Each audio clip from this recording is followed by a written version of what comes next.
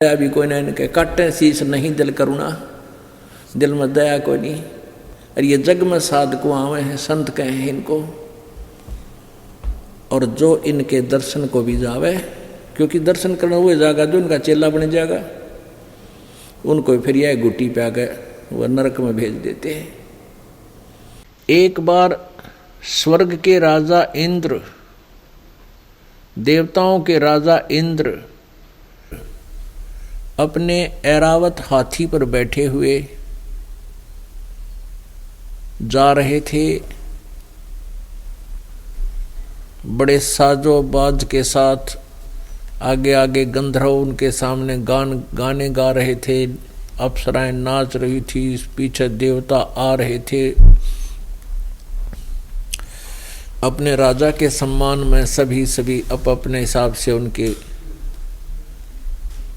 तारीफ कर रहे थे। उधर से दुर्वासा जी को किसी ने उनको एक माला भेंट की थी। उस माला को और ऋषि दुर्वासा ने वो अपने सिर पर जो रखी हुई थी माला, वो उठाकर उसको हाथी पर बैठे हुए इंद्र को फेंक दी। इंद्र ने वो हाथ में ले ली। हाथ में लेकर के फिर उसने वो क्या करता है, हाथी के मस्तिष्क पर रख देता है। इतना चौड़ा हाथी का मस्तिष्क, पूरा प्लेटफार्म सा, उस आगे उसके ऊपर रख देता है। वो कोई एक्स्ट्रा चीज, जैसे कोई फल खाया उसके छिलके भी वो वहां रख देता था हाथी के गुद्दी में, और हाथी फिर अपने सूंड से उनको पकड़कर जमीन पर फेंक देता था। ऐसा उसकी क्रिया थी।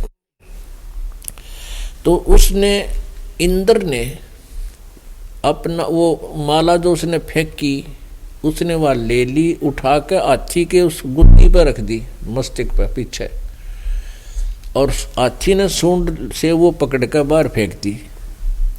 दुर्वासा सब देख रहा था। अब दुर्वासा ने कहा कि ए इंद्र, तू राज पा करके अभिमानी हो गया है, तने मेरे द्वारा दी हुई एक भेंट का निरादर किया है, तेरा नाश हो जाएगा, तू राज से वंचित हो जाएगा, तू निर्धन हो जाएगा। ये श्राप दे दिया। अब उस इंद्र ने हाथ पांव भी जोड़े, जी मेरे से गलती बन गई, मन तो पता नहीं था, मैं तो अब ये फूलों की माला थी, मैंने सोची आपने दे दी, मैंने यहाँ रख दिया, हाथी ने उठा के नीचे डाल दी, मेरी क्या गलती है, को क्षमा करो।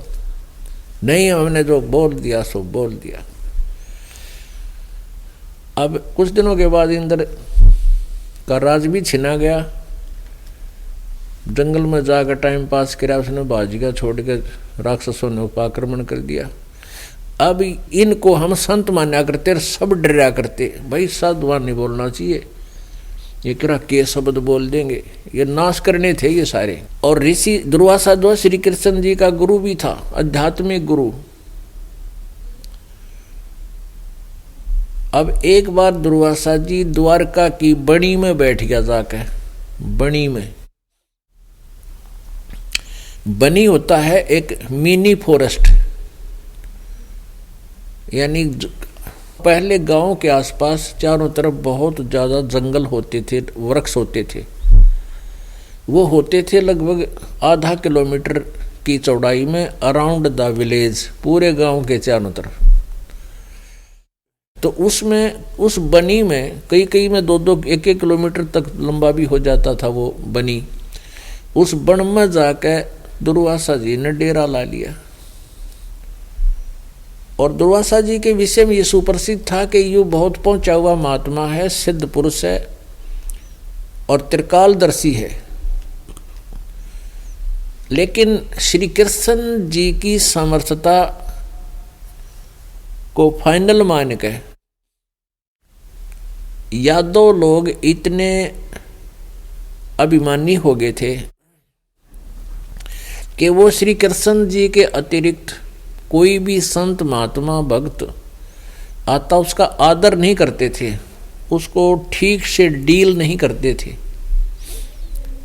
क्योंकि उन्होंने ये मान लिया था कि हमारे भगवान श्री कृष्ण जी सुप्रीम पावर हैं।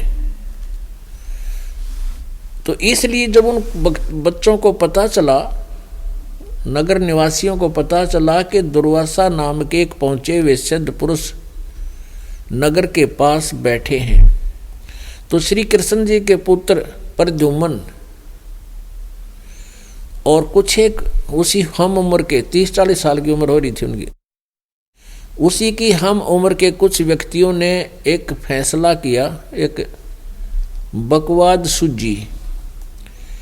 वो कहने लगे भाई न्यू कहे हैं कि श्री दुर्वासा जी ऋषि त्रिकालदर्शी हैं, भूत भविष्य की सारी बता देते हैं, इसकी परीक्षा लेते हैं। तो उन्होंने क्या किया कि प्रद्युम्न जो श्री कृष्ण जी का पुत्र था, प्रद्युम्न को एक गर्भवती स्त्री का सांग करवा दिया, यानी पेट का ऊपर एक कढ़ाया बांध दिया, छोटा सा कढ़ाई, छोंक छांक लांड की कढ़ाई हुआ ना छोटी छोटी रसोई में लोहे का, वो कड़ा बांध दिया पेट पे और पाछा रस्सी तो मजबूत बांध दिया, और उसके ऊपर का गुदड़ सा यानी थोड़ा थोड़ी कोई मोटे कपड़े लपेट के कपड़ा बांध दिया। उसके ऊपर फिर वहाँ की जो लेडीज ड्रेस थी उस समय की वह परा दी, सारे श्रृंगार सिंगूर कान कुन्ना के उलझा दिए उसमें, और एक उसका पति बनकर 10-5 और भक्त उसके साथ हो लिए। दुर्वासा जी के पास जाकर कहा कि हे ऋषिवर, ये व्यक्ति है, यह इसकी पत्नी है, और इनके शादी के लगभग 10-12 वर्ष के बाद आस रही है। अब ये 10-12 वर्ष के बाद गर्भवती हुई है और ये उतावले हो रहे हैं ये जानने के लिए कि हमारे लड़का होगा या लड़की। आप बताइए रिसीवर, इनका क्या होगा। तब दुर्वासा ने देखा अपने ध्यान से कि ये तो बकवाद कर रहे हैं, ये स्त्री नहीं पुरुष है और कड़ाया बांध रहे हैं, इतने कि इनकी दिव्य दृष्टि काम कर जाती है। दुर्वासा एकदम क्रोधित हो गया कि ये मजाक करना आए हैं मेरे साथ। श्राप दे दिया कि इससे, ये जो गर्भ बना रखा है इससे यादव कुल का नाश होगा, थारा नाश होगा। अब भाई उनने, अब मुश्किल माच की बालका ने बाबा जी ने तो गलत बात कह दिया तो मर गए, और निकाला चिमटा और करी लाल आंख, अब वो भाग लिए। अब नगरी में यह बात फैल गई पूरी द्वारका में कि भी दुर्वासा जी के साथ बच्चा ने मजाक कर दिया और दुर्वासा जी ने श्राप दे दिया। और दुर्वासा का श्राप तो भाई तोब का गोला है। अब ये तो पूरा होगा, नाश हो गया, कति इन्होंने कह दिया थरक यादव कुल का नाश होगा। चिंतित हुए, फिर उन्होंने देखा कि हमारे गुरु जी भी हैं और हमारे राजा भी हैं, श्री कृष्ण जी के पास चलते हैं।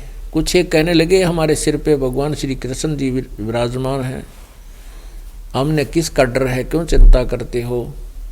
चलो फिर भी कहने लगे भी नहीं, श्री कृष्ण जी से इस बात का इस प्रार्थना करते हैं, उनका आदेश लेते हैं। अब श्री कृष्ण जी के पास गए, सभी नगर निवासी चिंतित थे और सारी कहानी बताई। श्री कृष्ण जी ने कहा कि भाई बच्चों को ले जाओ और दुर्वासा जी से माफ़ी मांगो, वही अक्षमा करेगा। बच्चों को ले गए, अगदी बालक से गलती होगी माफ़ कर दो, आपके बच्चे हैं, गलती से इन्होंने आपके साथ मजाक कर दिया। दुर्वासा बोला नहीं, मैंने जो कह दिया सो कह दिया, अब ये वचन मैं वापस नहीं ले सकता, अपने बच्चा ने समझाया करो।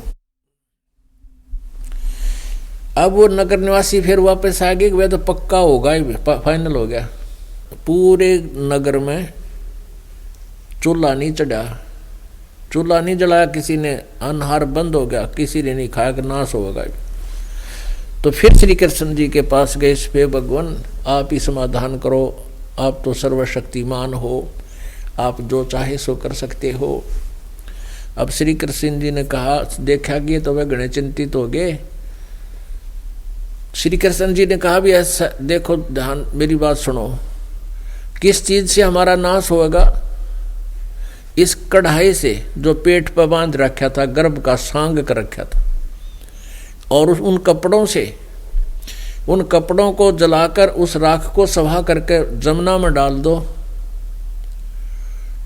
और इस लोहे की कढ़ाई को घिसा घिसा के इसका चूरा बनाकर प्रभास क्षेत्र में और इस जमुना में, यमुना में डाल दो, नहर में।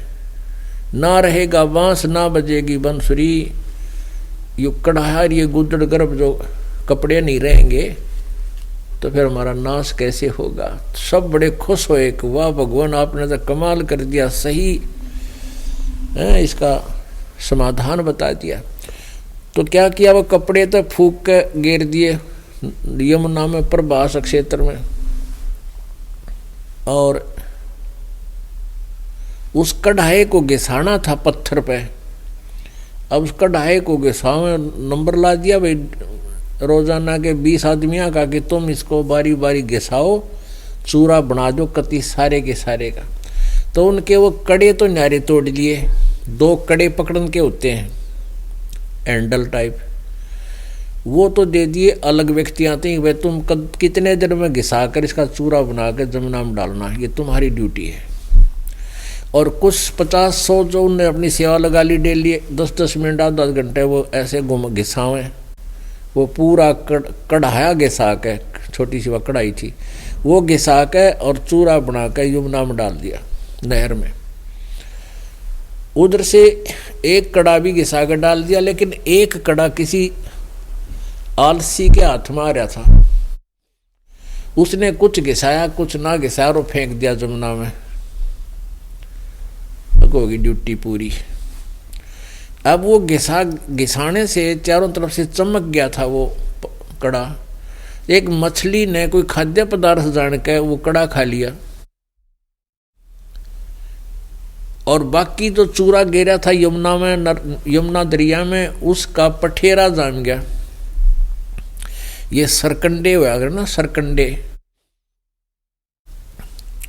पहले बच्चे लिया करते, काट के कलम बनाया करते, उनते पठेरे जैसे होता है, वो सरकंडे जाम गए, और वो इतने तीखे पत्ते हो गए, तलवार कैसे पत्ते, ब्लेड जैसे पत्ते तीखे।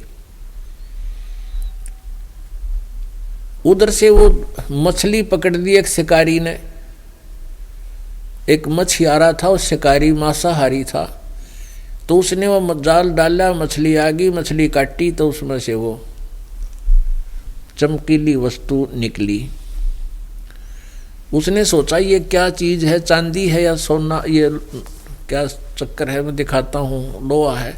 तो उसने सुनार को दिखा, सुनार बोला भाई सोना चांदी नहीं है, लेकिन लोहा बहुत बढ़िया है यो। तो शिकारी था, उसके वो तीर रखता था, उसने लोहार से कहा कि कारीगर मेरा ये एरो बना दे, इसका तीर का, इस बाण का तीर एरो बना दे, आगे आगे की पोली सी वा, और जहर में बुझा के बना दे, विषाक्त बनवा दी। और वो अपना तीर संभाल कर रख लिया। अब कुछ दिनों के बाद क्या हुआ कि वो चूरे का तो वो सरकंडे जाएंगे, उसमें तीखे पत्ते, ब्लेड के से पत्ते हो गए, और उधर से कुछ दिनों के बाद 56 करोड़ यादव थे टोटल। उनकी आपस में खींचातानी शुरू होगी, जरा सी कोई बात कह दे, लट्ठम लट्ठा एक दूसरे ने मार करे, हत्या होने लगेगी। जवान बालक वैसे बीमार होकर मरने लग गए। तो जब पहले लोग इतने बुद्धिमान होते थे, भगवान से डरने वाले होते थे, नगरी में कोई उत्पात शुरू हो जाता, किसी भी प्रकार का आपसी लड़ाइयाँ शुरू हो जाती, तो वो साधु संतों के पास जाते थे और समाधान पूछते थे। तो जैसा जिसको ज्ञान था वो बता दिया करते थे। तो सारी नगरी में यह चिंता हुई भी की बात होगी, किसी ने किसी का बोल अच्छा नहीं लगता, ना बड़े छोटे की लाज रही, शर्म रही, हाहाकार मच रहा है, क्या चक्कर